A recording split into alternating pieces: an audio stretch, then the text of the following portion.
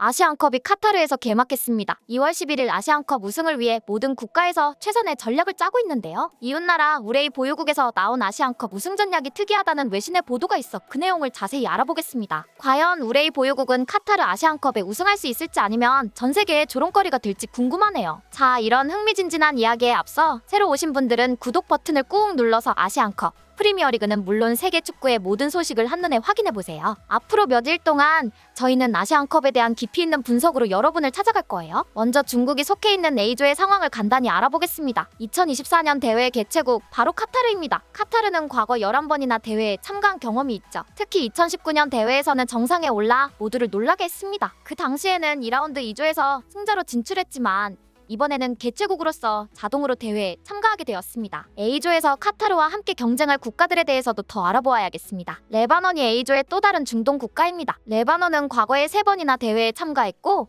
마지막 참가는 2019년이었어요. 아직까지는 조별리그를 통과하지 못했고 사실 이번에도 그렇게 만만해 보이지는 않네요. 다음으로 오늘 이야기의 중심에 있는 우레이 보유국인 중국입니다. 중국은 원래 이번 대회 개최국으로 예정되어 있었지만 코로나 등의 영향으로 최종 카타르가 개최하게 되었어요. 중국은 이 대회에 13번 참가했으며 마지막으로는 2019년에 참가해 준우승을 차지했습니다. 중국은 1984년과 2004년에 우승한 경험이 있으며 차로 끝나는 해에 좋은 성적을 거두곤 했어요. 그래서 이번 대회에서도 중국이 좋은 성적을 거둘 수 있다는 점쟁이들의 예언이 넘쳐나고 있다고 합니다. 마지막으로 타지키스탄입니다. 타지키스탄에 대한 정보를 확인하면서 너무 생소해서 살짝 당황했습니다. 타지키스탄이 이번에 처음으로 대회에 참여하게 됩니다. 그들의 데뷔전이라고 할 수 있죠. 그래서 저도 이번이 처음 보는 국가입니다. 그러나 타지키스탄은 지역 예선에서 좋은 성적으로 진출하여 이 대회에서 눈에 띄는 다크호스로 떠오를 수도 있습니다. 이렇게 간단히 A조에 있는 국가들에 대해 정리해보았습니다. 이제 A조의 경기에 대해서 예상을 해보겠습니다. 이미 개최국 카타르는 레바논을 3대1로 이긴 상태입니다. 그리고 오늘 밥 중국과 타지키스탄의 경기도 예정되어 있죠. 제 첫 번째 예상은 중국이 이 경기에서 3대0으로 승리할 것 같다는 것입니다. 타지키스탄이 의외의 실력을 보일 수도 있지만 그래도 중국에게는 힘들어 보입니다. 다음으로 객관적인 전력으로는 중국 대 레바논 경기에서는 중국이 3대1로 승리할 것으로 예상됩니다. 현재 레바논은 과거의 축구 실력을 나타내지 못하고 있어서 중국이 가볍게 이길 수 있을 겁니다. 중국이 이 경기에서 승리하여 최소한 조 2위 확보할 것으로 보입니다. 하지만 카타르와 중국은 박빙이 될 것으로 예상합니다. 다만 근소한 차이로 중국과 카타르의 경기에서 개최국이자 챔피언인 카타르가 우위를 점할 것으로 예상됩니다. 문제는 여기서부터 우레이 보유국의 경우에 수싸움이 시작되고 있는 것입니다. 중국 대표팀은 대회 우승을 위해 한국 대표팀과의 토너먼트를 최대한 피해야 한다는 전술을 세웠다는 소문이 돌고 있습니다. A조 2위를 한다면 C조 2위와 16강전을 치르게 됩니다. 그렇게 된다면 8강에서는 D조 1위와 경기를 할 확률이 높은데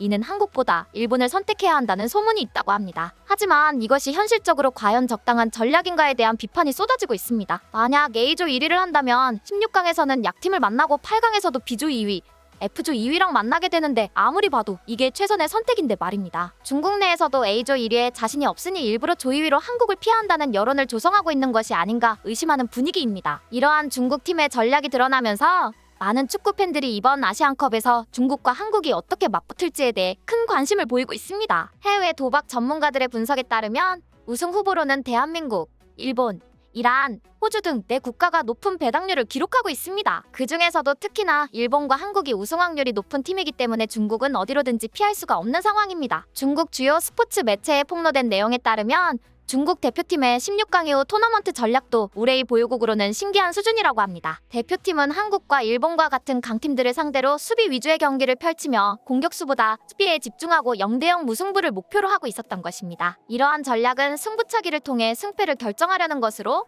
많은 이들에게 민망하고 부끄러운 수준으로 평가되고 있습니다. 아시아 최고 선수라는 우레이 활용법을 전혀 모르는 감독의 전략인 듯합니다. 중국 축구 대표팀의 이런 경기 전략으로 16강, 8강 이후에 한국과 일본 등 강팀을 최대한 늦게 만나려는 전술을 사용하는 것입니다. 그러나 중국의 현재 수비 라인이 한국의 강력한 공격진을 제대로 막아낼 만큼의 수준이 아니라는 점에서 이러한 전략이 실패할 가능성이 높다고 예측했습니다. 실제로 중국 대표팀은 하프라인 위로 거의 올라오지 않고 지속적으로 수비만 하는 템백 전술을 연습하고 있었습니다. 이러한 전략은 중국 국민들로부터도 많은 비판을 받고 있습니다. 특히 중국 축구 온라인 커뮤니티에서 많은 팬들이 이에 대해 강하게 비판하고 있습니다. 중국의 축구 실력이 이것밖에 되지 않느냐면서 우레이를 적극 활용하라는 글이 게시되고 공격적인 축구를 하라는 댓글이 달리고 있습니다. 이런 중국 일부 언론의 보도와 비난이 사실인지 여부는 앞으로 펼쳐질 아시안컵에서 실제 중국 대표팀이 어떤 경기를 펼치는지를 보면 바로 알 수 있을 것입니다. 하지만 최근 중국 대표팀이 홍콩과의 비공개 무관중 평가전에서 1대2로 패배한 사실에서도 알 수 있듯이 현재 중국 대표팀의 상태가 그리 좋아 보이지는 않습니다. A조 1위 혹은 2위가 중요한 것이 아니라 심지어 조3위가 되는 것이 아닌가 하는 우려도 나오고 있는 실정입니다. 과연 A조는 어떻게 될지, 그 중에서도 우레이 보유국 중국은 어떤 성적을 낼지 댓글로 달아주시면 감사하겠습니다. 한중일 3국의 아시안컵 도전 이야기를 최대한 빠르고 신속하게 전해드리겠습니다. 저희 1분 스포츠 채널은 앞으로도 대한민국을 대표하는 자랑스러운 선수들의 소식을 전달하기 위해 노력하겠습니다. 오늘도 채널을 시청해주신 모든 분들께 진심으로 감사드리며 앞으로도 많은 관심과 지원 부탁드립니다. 구독과 좋아요를 눌러주신 여러분이 오늘의 진정한 스타입니다. 여러분의 소중한 지지에 항상 감사드립니다.